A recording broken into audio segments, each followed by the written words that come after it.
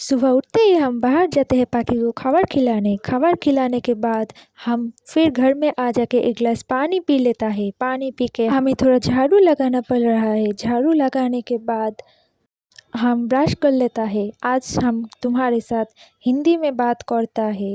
हिंदीते बात बोलते बोलते আমি তো ভুলেই গেছিলাম। সকালবেলা उठकर हमें तो मॉइस्चराइज़र लगाना पड़ेगा। मॉइस्चराइज़र लगाने के बाद हाथ में थोड़ा मॉइस्चराइज़र लेके मुंह में घिस घिस कर लगाना पड़ेगा। फिर अम्मा के तो ब्रेकफास्ट कर लेना होगा। ब्रेकफास्ट में था दूध चकोस।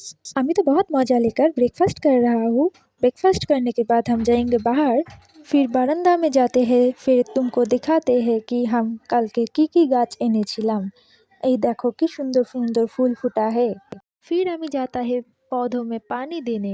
पौधों में पानी देने के बाद फिर हम चला जाता है गोलाप फूल में पानी देने में। गोलाप फूल में पानी देने के बाद अमी अन्य फूले भी पानी देता है।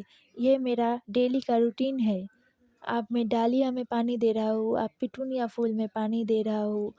ये तो देना ही। तो আজকের জন্য অনেক হিন্দি কথা বলে ফেলেছি। আজকের জন্য টাটা। চ্যানেলটিকে ফলো করে পাশে থেকো।